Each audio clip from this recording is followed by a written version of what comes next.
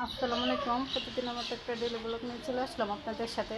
তো যেখান থেকে আমার ভিডিওটা দেখেন আশা করি সবাই ভালো আছেন, আল্লাহর রহমতে আমিও ভালো আছি।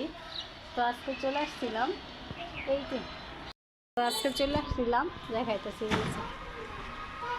এটা জালি কুমড়ার শাক বলছি, 2-3টা পাতা নিয়ে এখান থেকে মানে একটা ভর্তা বানাবো। তো আপনাদের সাথে শেয়ার করব কি বানাবো। যদি ভর্তার রেসিপিটা দেখতে চান তাহলে পুরো ভিডিওটাই দেখবেন।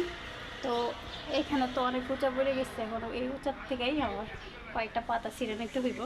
আমি এখন নিব, এই যে দেখেন এখান থেকে আমি কয়েকটা পাতা নিব। আমি কিন্তু মাসাল্লাহ এই গাছটা নাকি একা একাই হয়েছে, ব্যালকনির মাঝে একা একা হয়ে গেছে না, কিন্তু এটা লাগায় নেই। এই গাছগুলোতে যেই কাটা হাতের মধ্যে লাগে, দেখেন হাতের মধ্যে এটা হাত দিয়ে ছিঁড়া যাবে না কিছুতে, এরকম কয়েকটা পাতা ছিঁড়ে নিব আমি। দেখেন ওনার একটা গাছের থেকে আমি যতটুকু পারছি অতটুকু পাতা আর কি নিয়ে এসছে। আমারও অত বেশি দরকার নেই, তারপরও উনি দিচ্ছে। ওনার গাছটা যদি আমি সবগুলো পাতা ছিঁড়ে নিয়ে আসি তাহলে ওনার গাছটা ক্ষতি হবে না, তারপর অনেকগুলো পাতা নিয়ে আসছি। তো যাই হোক, এগুলা দিয়ে আজকে চাপা শুটকি দিয়ে একটা ভর্তা হবে। পুরো ভিডিওটাই দেখতে থাকেন, আশা করি ভালো লাগবে। আর এখন এগুলাকে সুন্দরভাবে ধুয়ে নিব। এরকম জালি কুমড়ার পাতা দিয়ে চাপা শুটকি দিয়ে পাতায় শিলপাটায় ভর্তা বানিয়ে খেলে কিন্তু অনেক মজা।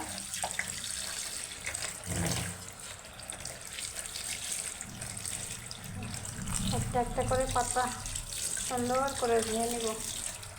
আজকে বাহিরে প্রচুর বৃষ্টি হইতেছে, সকাল থেকে বৃষ্টি হইতেছে।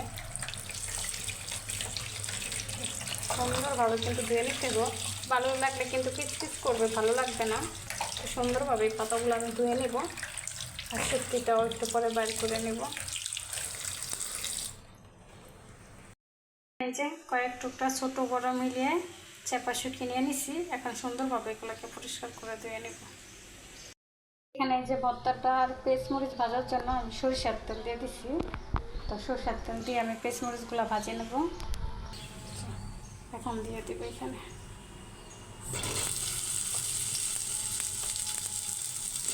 আপনারা যতটুকু ঝাল পছন্দ করেন সেই অনুযায়ী দিয়ে দিবেন।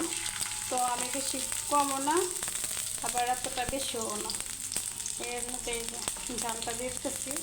রসুন, কাঁচামরিচ, পেঁয়াজ ভালোভাবে এটাকে ভেজে নিই।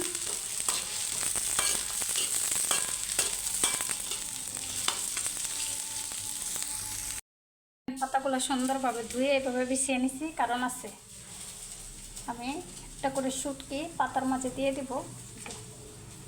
এভাবে দিয়ে 2টা পাতা দিয়ে মুড়িয়ে নিব, যে দেখাইতেছি।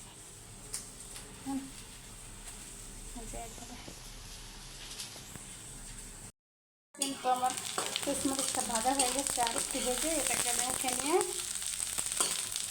পাতাগুলো আর শুটকিগুলো ভেজে নিব। এই যে এই তেলের মাঝে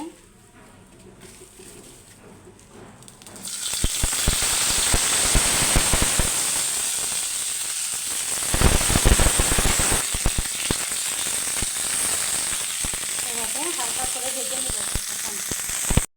দেখেন আর পাতাটাকে একটু ভাজা হয়ে গেছে, এখন আমি তুলে নেব। তো আমি ভাজছি ঝালটা একটু কম হয়ে যাবে, এই জন্য আর কয়টা কাঁচামরিচ এখানে দিয়ে ভেজে নিলাম। এখন এই যে পাটায় বেটে বা কেউ হাতে কষলিও বানায় নেয়, তো আমি একদম পাটায় বেটে নেব, কারণ আমার কাছে পাটায় বাটার এই ভর্তাটাই ভালো লাগে। তো এখন দিয়ে দেবো সামান্য লবণ, এখানে সামান্য পরিমাণে দিয়ে দিলাম, লাগলে পরবর্তীতে দেবো আবার।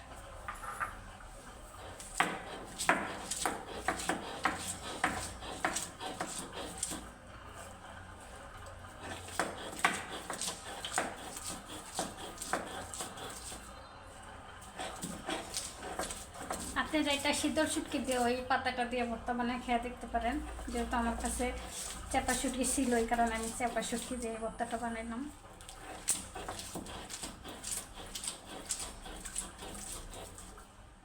এই যে এখন কিন্তু এই যে ভর্তাটা বেটে নিয়েছিলাম, দেখেন কতটা পারফেক্টলি হয়েছে। এখন উঠিয়ে নেব। তো আপনারা ওইরকম আমার মতো একবার হলো এই ভর্তাটা বানিয়ে খেয়ে দেখবেন, অবশ্যই ভালো লাগবে। তো এই তো ছিল আমার এই ভর্তা বানানোর রেসিপিটা। তো কেমন হয়েছে অবশ্যই আমাকে কমেন্টে জানাবেন। আর যাদের কাছে আমার ভিডিওটা ভালো লাগছে অবশ্যই আমার পেজটাকে ফলো করবেন, ভিডিওগুলো বেশি বেশি করে শেয়ার করবেন। আর ইউটিউব চ্যানেল থেকে দেখে থাকলে অবশ্যই সাবস্ক্রাইব করে আসবেন। তো আল্লাহ হাফেজ, সবাই ভালো থাকবেন।